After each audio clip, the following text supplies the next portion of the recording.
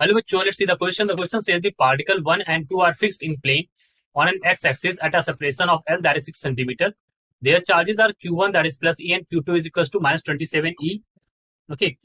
और फर्दर इन्होंने कहा यहाँ पर the particle 3 with charge Q3, that is plus 4E, is to be placed on the line between particles 1 and 2 so that they produce a net electrostatic force F net. यहाँ पर हमें निकालना है on it.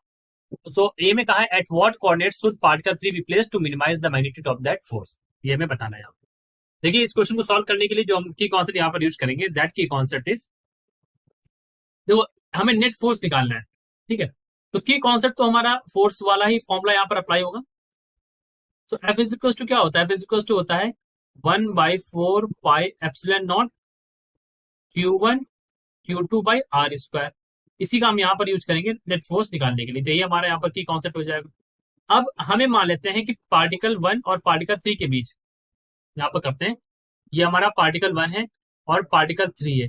इसके बीच जो distance है that distance is, यहाँ पर x मान लेते हैं. ठीक है, पार्टिकल 1 और पार्टिकल 3 के बीच जो डिस्टेंस है दैट इज x. ठीक, अच्छा, और पार्टिकल 3 और पार्टिकल 2 के बीच जो डिस्टेंस है वो हमारी क्या है? L माइनस एक्स है. पार्टिकल 2 और पार्टिकल 3 के बीच जो डिस्टेंस है, so let me right that, particle 1 particle 3 के बीच जो डिस्टेंस हमने लिखी वो x लिखी, और पार्टिकल 2 और पार्टिकल 3 के बीच जो डिस्टेंस है वो हमने L माइनस एक्स लिखी, ताकि हमें सॉल्व करने में इजी रहेगा. और ये दोनों पार्टिकल जो हैं they exert leftward force on this Q3. Okay, so we can say that both particle exerts leftward force on Q3. ठीक है, तो मैग्नीट्यूड क्या होगा? So the magnitude of net force on Q2 वो हमें यहाँ पर चेक करना है. तो हम यहाँ पर नेट फोर्स लिख सकते हैं. We can say that the F net is equal to F13 1 और 3 के बीच लगने वाला फोर्स प्लस F23. ठीक है, दोनों को ऐसे लिख दीजिए. तो एक बार हो जाएगा Q1 Q3 divide by 4 pi epsilon not x square हो जाएगा, प्लस एक बार हो जाएगा हमारा Q2 Q3 और डिवाइड कर देंगे 4 पाई एप्सिलॉन नॉट, और दूरी हो जाएगी L माइनस एक्स का होल स्क्वायर. ऐसे सॉल्व कर लेंगे तो वैल्यू क्या आ जाएगी? ये दोनों वैल्यू ई है तो ई स्क्वायर हो जाएगा यहाँ पर, मतलब दोनों में ही ई थे तो ई स्क्वायर हम बाहर कर लेंगे, और यहाँ पर हो जाएगा पाई एप्सिलॉन नॉट ले लेंगे.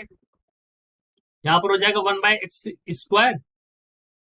स्क्वायर रहेगा यहाँ पर, और फिर क्या हो जाएगा 1 अपॉन यहाँ पर 27 ई था तो 27 निकल जाएगा, और L माइनस एक्स का होल स्क्वायर. ऐसे कर लेंगे. ठीक, इस तरह से. Okay, so we can say that further हम इसको सॉल्व कर सकते हैं with the value of the charges that is given in the equations. हमने यहाँ पर रख दिया इस तरह से वैल्यूज. तो what we get that finding the value of charges that minimises this expression. तो इस एक्सप्रेशन को मिनिमाइज कर देते हैं और हमारा L और X में रिलेशन आ जाता है लास्ट में. वो मैं आपको बताता हूँ. जब आप इसको सॉल्व करेंगे तो आपको L और X में जो रिलेशन मिलता है दैट रिलेशन इज, यहाँ पर आपको मिलेगा x is equal to 1/4L. L की वैल्यू आपको दे रखी है क्वेश्चन में. L की वैल्यू आपको क्वेश्चन में दे रखी है. कितनी दे रखी है?